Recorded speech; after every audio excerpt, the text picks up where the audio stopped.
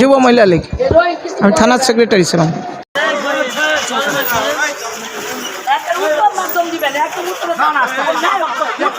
সবাই চলে আসছি, আসার পরে তো উনি পুরাই অস্বীকার।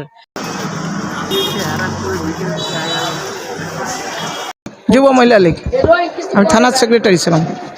আমি এখানে আসছি, আমার কাজ, আমার বোনের বাসা এখানে, তাই আমি প্রায় আসি। আমার বোন বসন্তরা থেকে আসছে ডাক্তার দেখাতে, আমাকে ফোন করলেও তুমি কোথায়, আমি বললাম যে আমি এই দিকে কথা বললাম, যে তালতলার দিকে।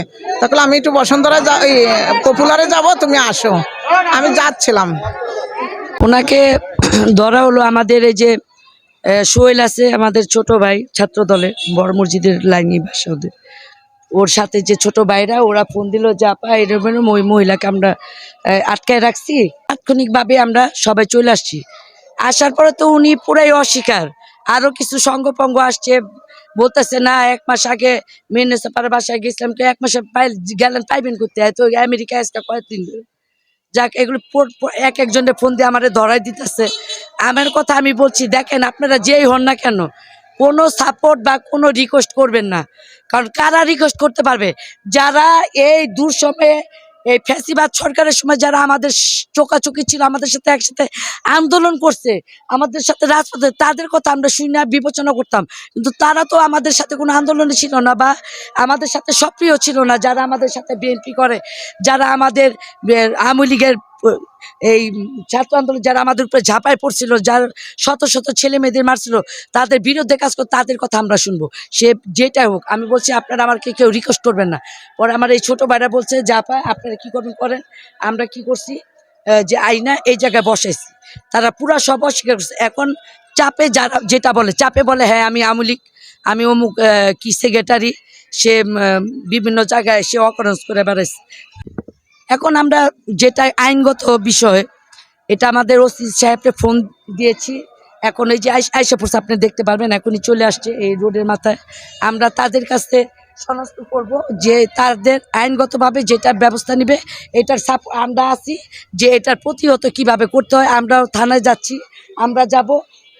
এর দিয়ে আরও কয়েকজনের জন্য আমরা ধরতে পারি কোথায় আছে, কোথায় কি করতেছে, এই অকারেন্সগুলো করতে পারবো।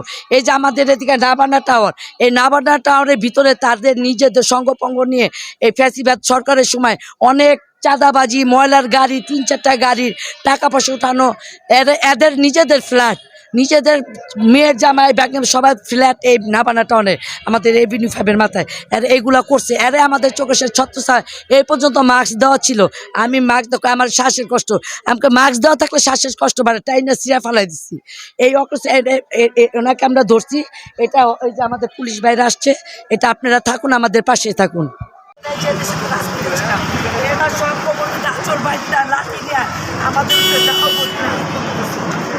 আমি আপনাদের বলেছি বললাম থানায় যাবো, এই নামানা টাউনে তার মেয়ের জামাই নিতে গিয়েছি। অনেক কিছু আছে এখানে, এটা তল্লাশি করলে চার্জ করে তল্লাশি করে অনেক কিছু পাবে। এই যে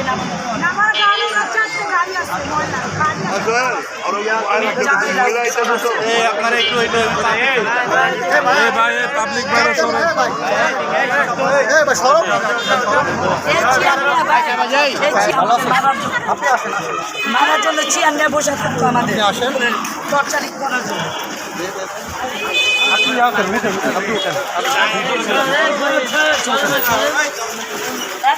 মাধ্যম দিবেন, একটা উত্তর মাধ্যম দিবেন। আমরা যে কষ্ট করছি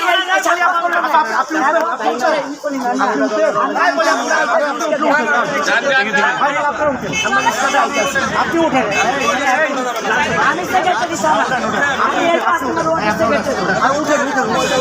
উঠেন না সোজা ওরা যান আচ্ছা তোমরা রিক্সা পাইছো, আমরা